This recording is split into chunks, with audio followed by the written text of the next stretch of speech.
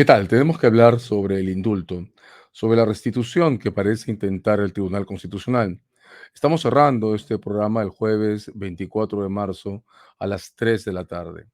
Hasta este momento, el Tribunal Constitucional no ha publicado una sentencia como edición formal, definitiva. Ha trascendido, sin embargo, en diversos medios y fuentes, un texto que parece corresponder a la ponencia que habría votado la minoría dominante dentro del tribunal. Este caso va a generar un problema en el derecho interno y también en el derecho internacional. Por lo que toca al derecho interno, tenemos que reparar en el contenido del debate. Vamos a ver ahora, en esta primera imagen, el primer fragmento importante de la demanda. En él se enumeran a las personas o autoridades que han sido emplazadas en este proceso. En esta lista van a encontrar ustedes al INPE y al juez de primera instancia, en este caso de ejecución penal, a cargo del cumplimiento de la condena de Alberto Fujimori.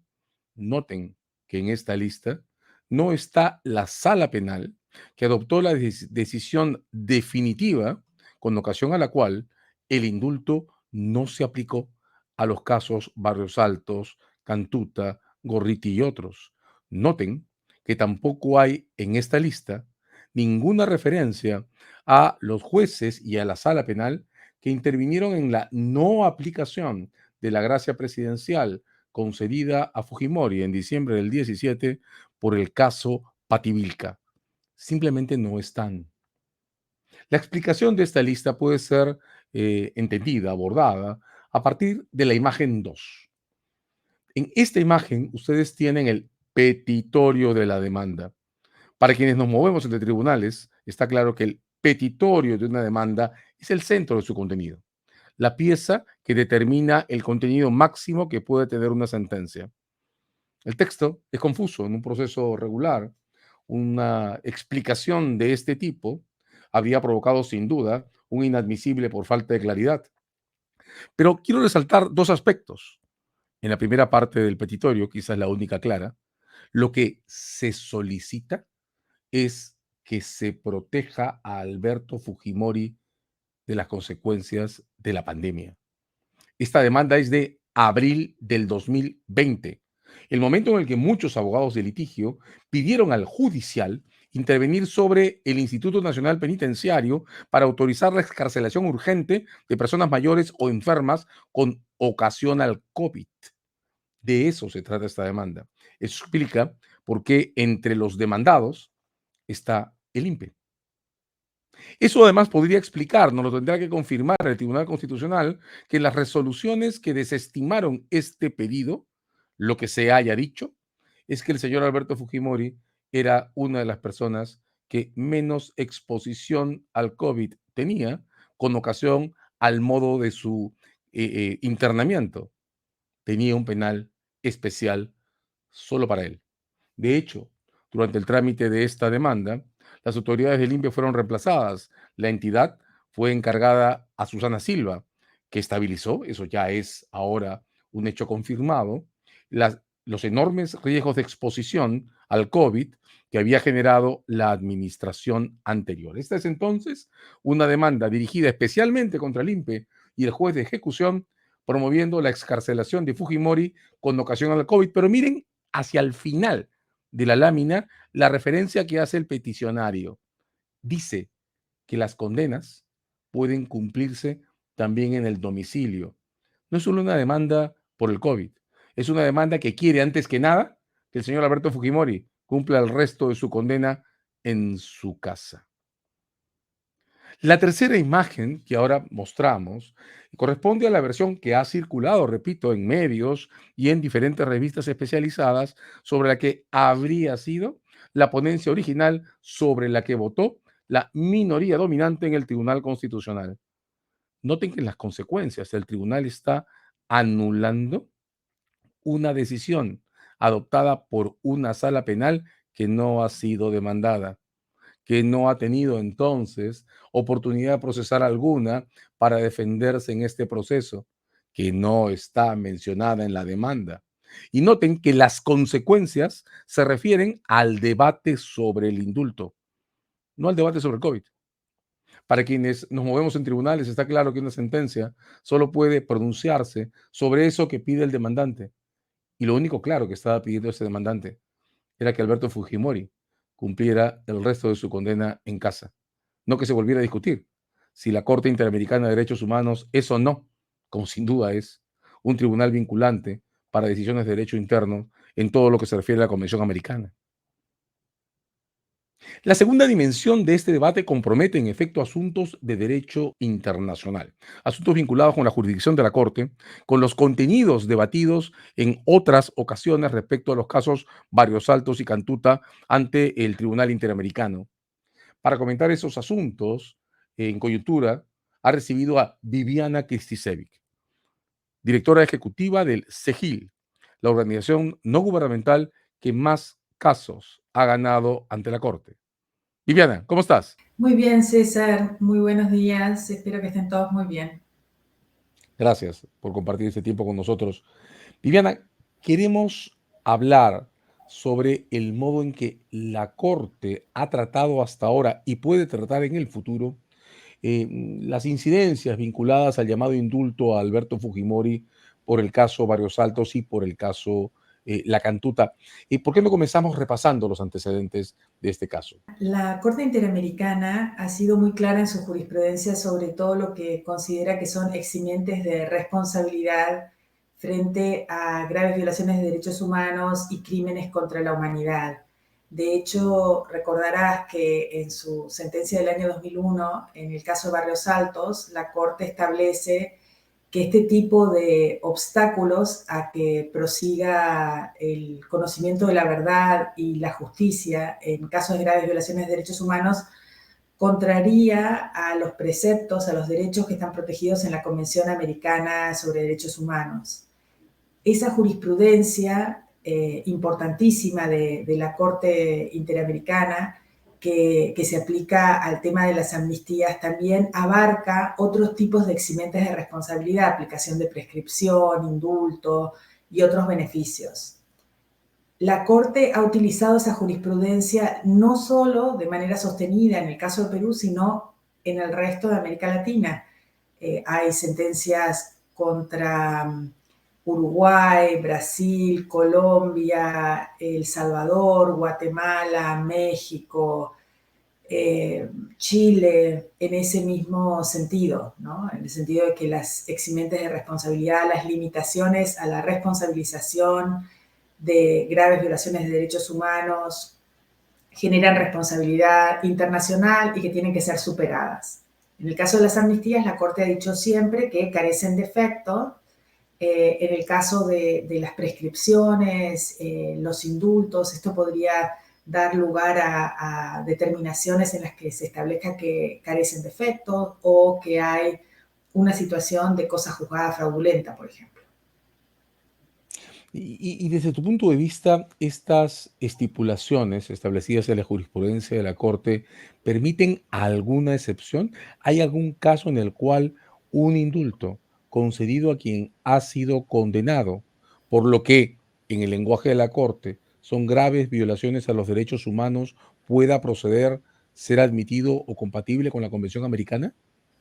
La Corte Interamericana, en la sentencia de supervisión del año 2018 en Cantuta y Barrios Altos, establece una serie de condiciones para una posibilidad de mitigar las penas o de aplicar algún tipo de beneficio.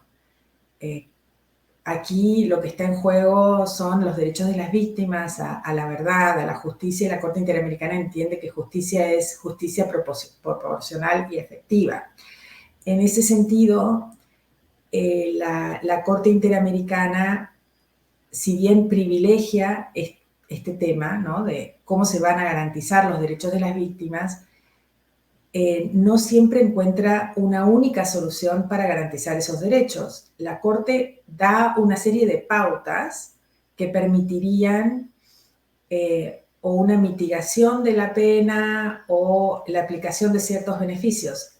Estas pautas tienen que ver con un cumplimiento significativo de la condena, con la cooperación con la investigación por parte del condenado, el pago de reparación, el reconocimiento de responsabilidad.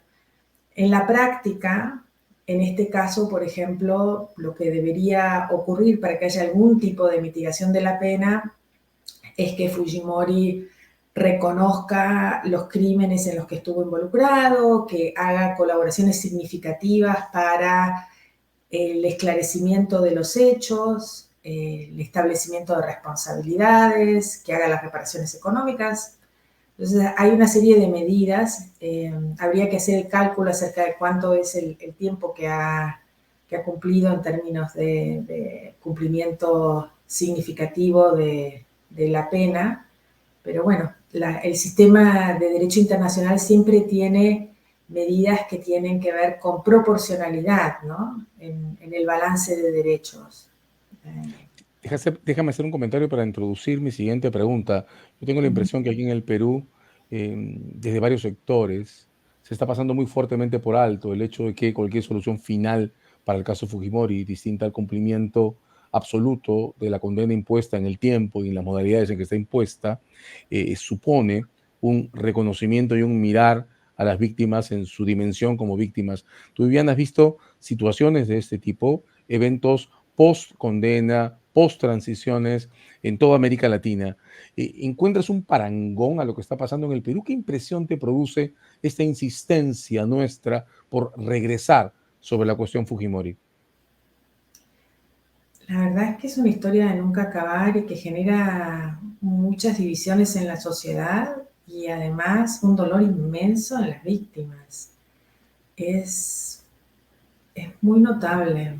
Creo que hay una parte de la historia del Perú que todavía precisa ser revisitada para que Perú como nación asuma lo errado que fueron partes de las prácticas y las políticas del gobierno de Fujimori eh, durante los años 90. Creo que todavía sigue muy partido el país, o por lo menos algunos sectores de la institucionalidad, de grupos del poder, frente a estos temas. Ahora, también me parece muy importante que todavía hay una conciencia clara en parte de la ciudadanía que los distintos tipos de vulneraciones de derechos a la institucionalidad, a la democracia, graves violaciones de derechos humanos que se cometieron durante el gobierno de Fujimori merecen el rechazo social, más allá de los partidos políticos, porque creo que en esta coyuntura se ha visto gente de distintos sectores que se han pronunciado en contra de la aplicación ilegítima del indulto. De acuerdo. Ahora, vamos de cara a un pedido que han hecho ya los deudos de Barrios y Cantuta para que la Corte llame una nueva audiencia de supervisión en el cumplimiento de la sentencia. De aquí a ese momento, en tu experiencia, pensando en experiencias como la colombiana, las iniciativas de justicia restaurativa, ¿ves espacio para que el gobierno peruano pueda impulsar alguna forma alterna de equilibrar las cosas y llegar a esa audiencia con algo distinto a una disputa como la que se está organizando en el Perú sobre esto? Hay partes del debate que todavía no sabemos cómo se va a dar porque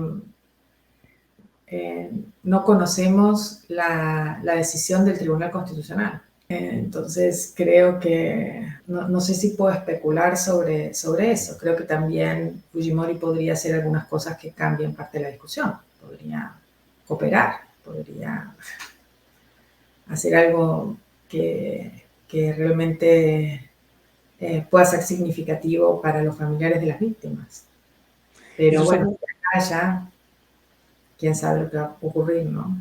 Eso que has dicho es algo muy fuerte, ¿no? Porque de varias maneras el debate se ha anticipado al conocimiento del texto exacto de la sentencia del Tribunal Constitucional. Es como si todos y todas estuviéramos asumiendo qué cosa dice un papel que no leemos. Y eso me devuelve a la pregunta anterior. ¿Cuánto de simbólico tiene esa discusión entre nosotros y cuánto revela esos puntos de la historia de estos últimos 30 años que no hemos resuelto.